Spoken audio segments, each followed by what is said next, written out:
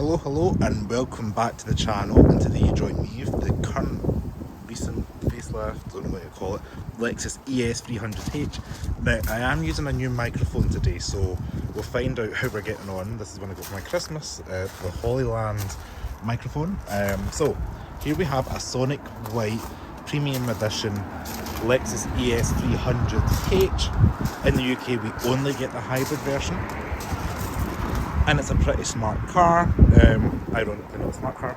It is carrying over the kind of almost get faded out Lexus design language of that front end, was seen in 2019.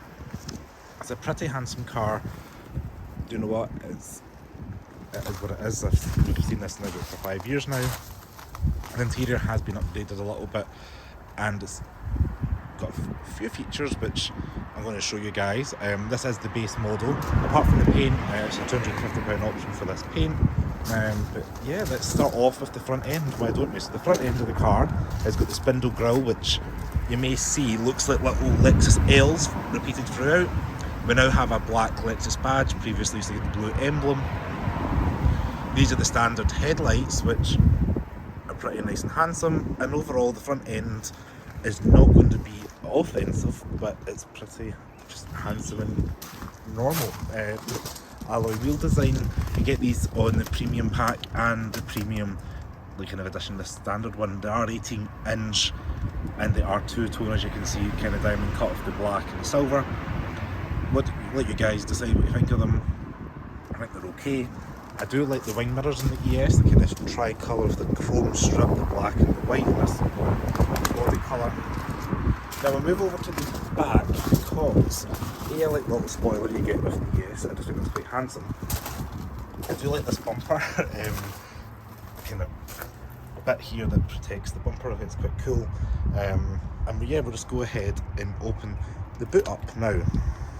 We've got the fob, the boot slowly opens up, and as you can see here, we have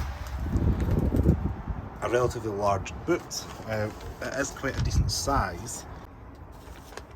We do have 454 litres of boot space back here, so that is pretty decent. As you can see, nice and wide. Going to get things like golf clubs in the back there.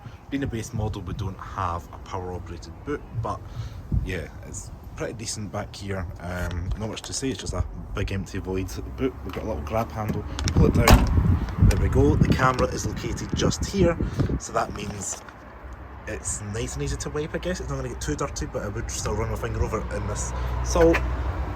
And down below, with no visible exhausts on the 300H. Now we'll go ahead and quickly show you the back seat of this car. So this is where I think it kind of shines, because you do have a little bit of room more than your standard saloon car. I always think this would be great for chauffeuring or being like a Uber or something, because I'm 5'11" and I have plenty of knee room. Headroom's good. The width of the car's quite good as well. And as you can see down here, we even had child seat anchor points. They're quite easy to be located. So all in all, a big plus for the ES in the back. Now, apologies for it being dark, but it's just where we are in Scotland today in winter.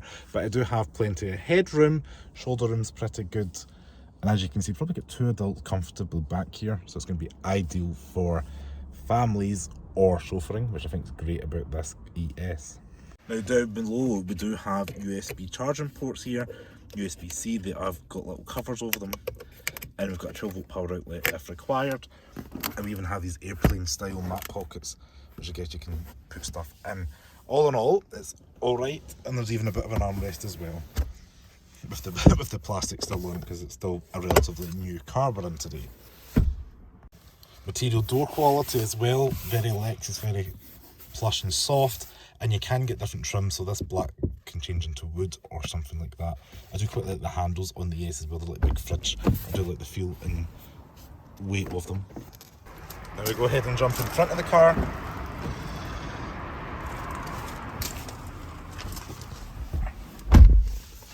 Inside is where the magic is going to happen, because this is where all the updates are for the 2023 ES.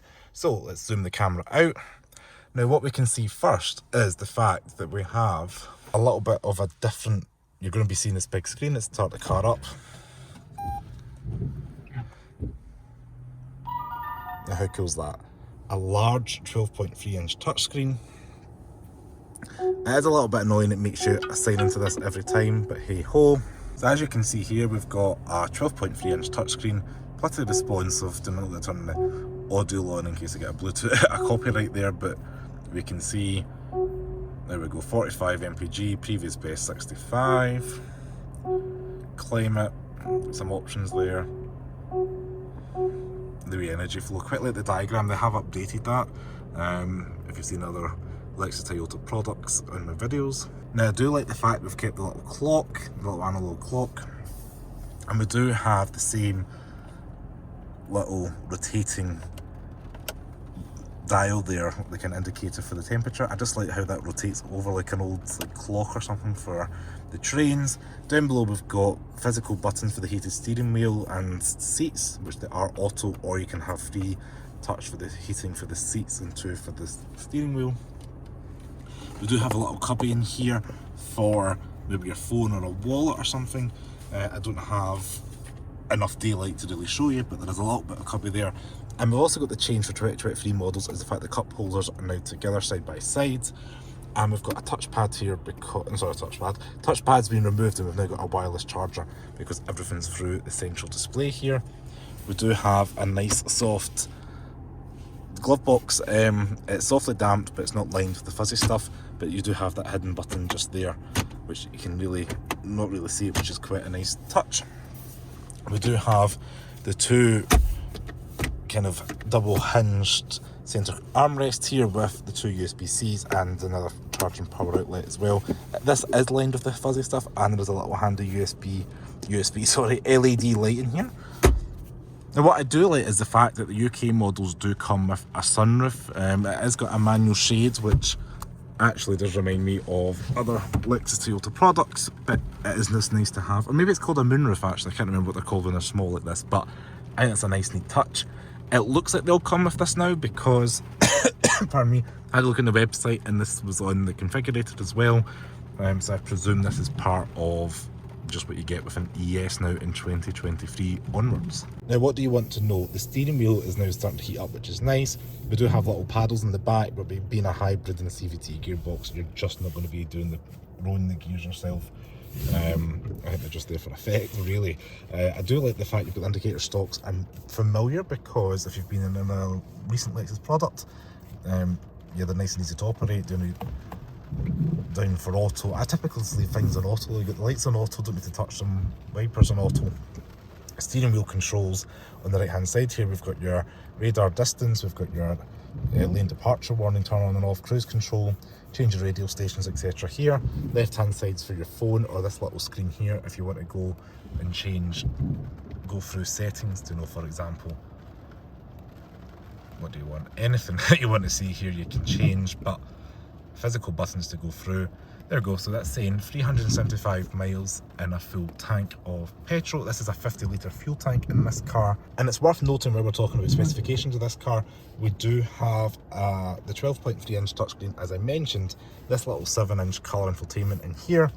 And we do have a 10 speaker Pioneer audio system in the car as well, which sounds okay. It's not as good as Mark Levinson, but it does sound relatively decent. And for anybody that likes to know the kind of specifications of the car, but as the engine kicked in there, the car produces 120 grams per kilometre of CO2.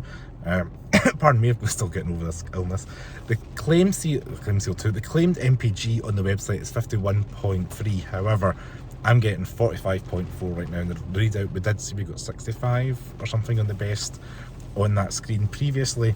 The drag coefficient in this car is 0.28, so that is relatively efficient. And as I mentioned, with that fuel tank of 50 litres, you're going to get that just under 400 miles of range. Turn and circle in this car is actually alright. It's 5.9 metres claimed, but it feels alright when you're out on the road. Like, I've managed to do some of my manoeuvres today, and it's been pretty okay out and about. The size of the car is quite large. I know this competes with like the 5 Series and E-Class.